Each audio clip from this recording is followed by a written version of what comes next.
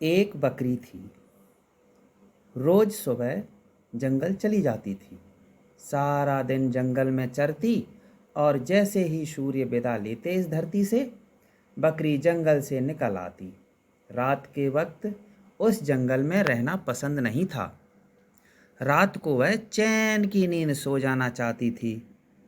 जंगल में जंगली जानवर क्या उसे सोने देंगे? जंगल के पास उसने एक छोटा सा घर बनाया हुआ था। घर आकर वह आराम से सो जाती थी। कुछ महीने बाद उसके 4 बच्चे हुए। बच्चों का नाम उसने रखा आले, बाले, छुन्नू और मुन्नू। नन्हे नन्हे बच्चे बकरी की ओर प्यार भरी निगाहों से देखते और माँ से लिपटकर सो जाते। बकरी कुछ दिनों तक जंगल नहीं गई। आसपास उसे जो पौधे दिखते उसी से भूख मिटाकर घर चली जाती और बच्चों को प्यार करती। एक दिन उसने देखा कि आसपास और कुछ भी नहीं है। अब तो फिर से जंगल में ही जाना पड़ेगा। क्या करे? एक सियार आसपास घूमता रहता है। वह तो आले बाले छुन्नू और मुन्नू को नहीं छोड़ेगा। कैसे बच्चों की रक्षा करे? बकरी बहुत चिंतित थी। बहुत सोचकर उसने एक टटिया बनाई और बच्चों से कहा, आले बाले छुन्नू और मुन्नू, ये टटिया न खोलना। जब मैं आऊं, आवाज दूं, तभी ये टटिया खोलना।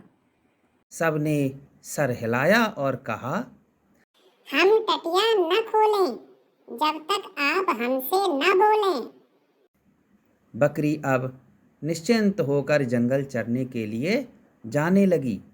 शाम को वापस आकर आवाज देती, आले टटिया खोल, बाले टटिया खोल, छुन्नू टटिया खोल, मुन्नू टटिया खोल। आले बाले छुन्नू मुन्नू दौड़कर दरवाजा खोल देते और माँ से लिपट जाते। वह सियार तो आसपास घूमता रहता था।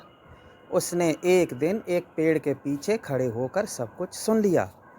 तो ये बात है, बकरी जब बुलाती तभी बच्चे टटिया खोलते। एक दिन बकरी जब जंगल चली गई, सियार ने इधर देखा और उधर देखा और फिर पहुंच गया बकरी के घर के सामने और फिर आवाज लगाई, आले टटिया खोल, बाले टटिया खोल, छन्नू टटिया खोल, मुन्नू टटिया खोल। आले बाले छुन्नू और मुन्नू ने एक दूसरे की ओर देखा। इतनी जल्दी आज माँ लौट आई। चारों बड़े खुशी खुशी टटिया के पास आए और टटिया खोल दिए। सियार को देखकर बच्चों की खुशी गायब हो गई। चारों उछल उछल कर घर के और भीतर जाने लगे। सियार कूद कूद कर उनके बीच आ गया और एक एक करके पकड़ने लगा। आले बाले छुन्नू मुन्नू रोते रहे, मिमियाते रहे, पर सियार ने चारों को खा लिया। शाम होते ही बकरी भागी भागी अपने घर पहुंची। उसने दूर से ही देखा कि टटिया खुली है। डर के मारे उसके पैर नहीं चल रहे थे। वह बच्चों को बुलाती हुई आगे बढ़ी, आले बाले छुन्नू मुन्नू। पर न आले आया, न बाले, न छुन्नू, न मुन्नू। बकरी घर के भीतर जाकर कुछ देर खूब रोई। उसके बाद वह उछलकर खड़ी हो गई। ध्यान से देखने लगी जमीन की ओर। ये तो सियार के पैरों के निशान हैं। तो सियार आया था, उसके पेट में मेरे आले बाले छुन्नू और मुन्नू हैं। बकरी उसी वक्त बढ़ई के पास गई और बढ़ई से कहा, मेरे सींगों को पैना कर दो। क्या बात है? किसको मारने के लिए सींग को पैने कर रही हो? बकरी ने जब पूरी बात बताई, बढ़ई ने कहा, तुम सियार से कैसे लड़ाई करोगी? सियार तुम्हें मार डालेगा। वह बहुत बलवान है। बकरी ने कहा।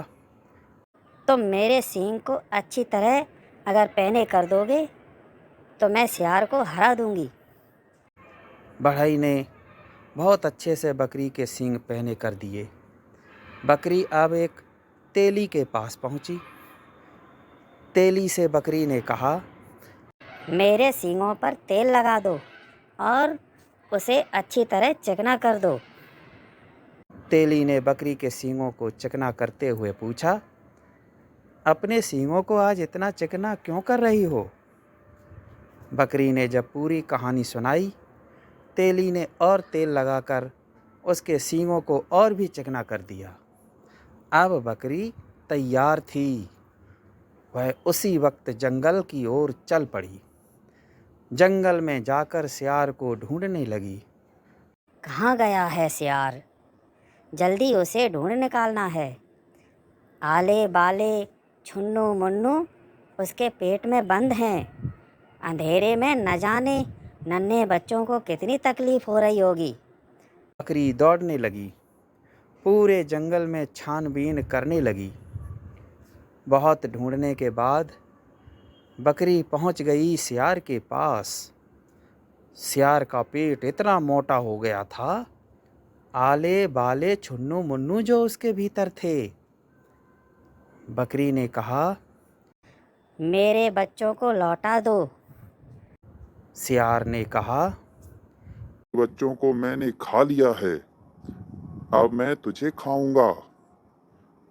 बकरी ने कहा, मेरे सींगों को देखो कितना चिकना है, तुम्हारा पेट फट जाएगा। जल्दी से बच्चे वापस करो।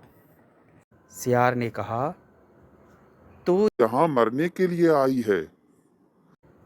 बकरी को बहुत गुस्सा आया। वह आगे बहुत तेजी से बढ़ी और सियार के पेट में अपने सींग घोंप दिए। जैसे ही सियार का पेट फट गया, आले बाले छुन्नू मुन्नू पेट से निकल आए। बकरी खुशी से अब चारों को लेकर घर लौट आई। तब से आले बाले छुन्नू मुन्नू टटिया तब तक नहीं खोलते जब तक बकरी 2 बार तो कभी 3 बार दरवाज़ा खोलने के लिए न कहती।